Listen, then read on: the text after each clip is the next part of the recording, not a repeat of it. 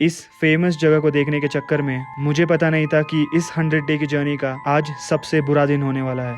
हद है यार, मत आओ प्लीज, कन्याकुमारी मत आओ, स्पेशली संडे मत आओ। क्योंकि यहाँ तक पहुँचने के लिए हमें एक फेरी लेनी पड़ती है और मुझे पता नहीं था कि उस फेरी तक पहुँचने के लिए मुझे 4 घंटा लाइन में रुकना पड़ता है। बट क्या 4 घंटा लाइन में रुककर इस जगह पे आना वर्थ था? चलो आप भी चलो, देखते हैं।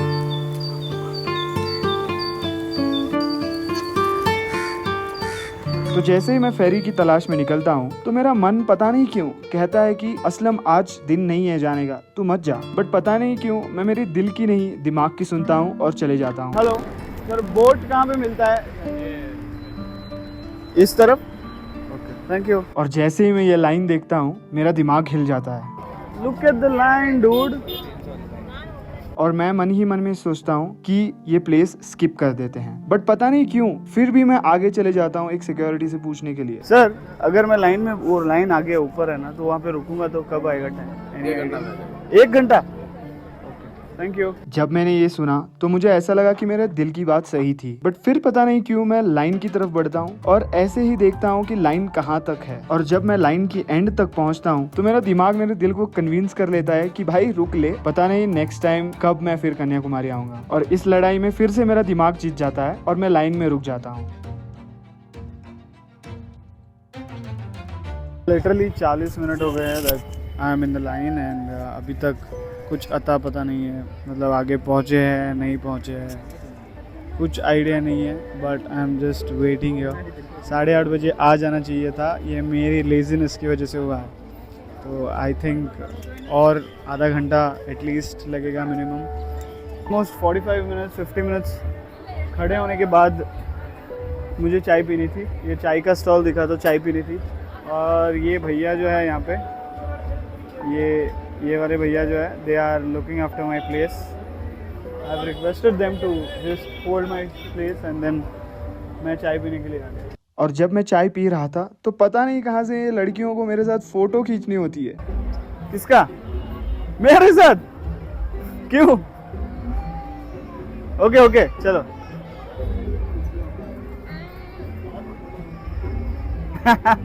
पहली बार मुझे किसी ने मतलब आके पूछा है कि आपके साथ में फ़ोटो चाहिए।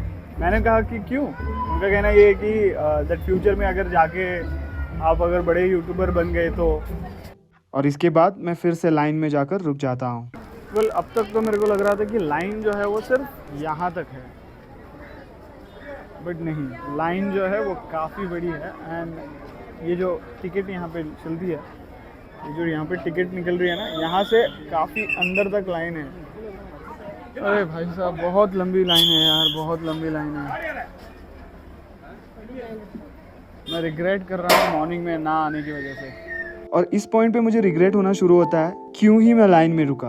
बट यहाँ पे ये दिक्कत थी कि यहाँ से मैं वापस नहीं जा सकता था, बिकॉज मेरे पास कोई ऑप्शन नहीं था पीछे मुड़ने का इस भीड़ की वजह से। और करीब 3 घंटे लाइन में रुकने के बाद फाइनली गाइस, ये गूगल पे लेते हैं।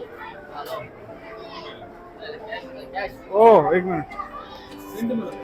मैं एक बोट की टिकट खरीद कर इतना खुश कभी नहीं हुआ था। बट जैसे ही मैं एंटर होता हूँ तो मैं फिर से देखता हूँ कि भाई और भी बड़ी लंबी लाइन है। 3 घंटे के बाद हमें एंट्री मिली है और यू वोंट बिलीव, फिर से लाइन है। Really regretting coming here because see, अभी और भी अंदर आ गए हैं, but look at this line now again, once again. So we have to go and then come back here and then go again, and then finally you get out in this door, from this door. हद है यार, मत आओ please, Kanyakumari मत आओ, specially Sunday मत आओ to this statue and whatever this place is, because it's very crowded, it's not worth the time, it's a waste of energy and हालत खराब हो जाती है।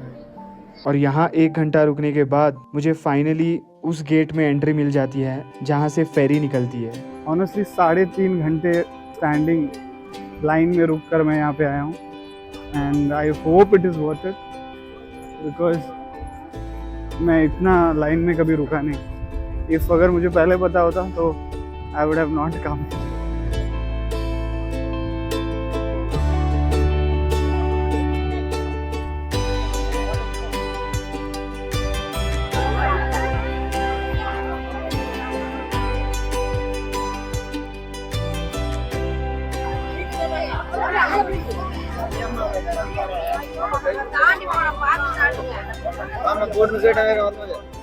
And the worst part is जाने के लिए फिर से लाइन में रुकना पड़ेगा. So this is what it looks like, Vivekananda Rock Memorial. From here हम लोग जाएंगे उस ग्रास ब्रिज पे.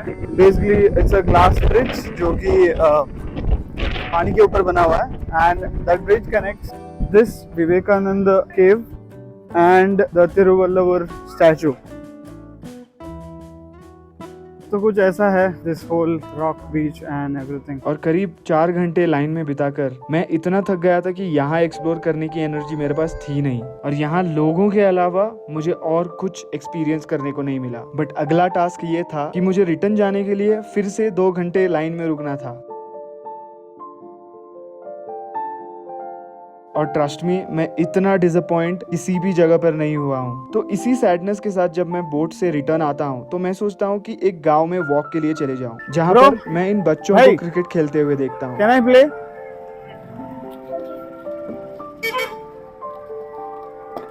Thank you. और इसके बाद मेरा मूड कहीं जाकर ठीक होता है और ये सबसे खराब दिन एक अच्छी एंड के साथ समाप्त होता है. वेल, आज मैंने एक बात जरूर सीखी है कि कभी कभी दिल की भी सुननी चाहिए.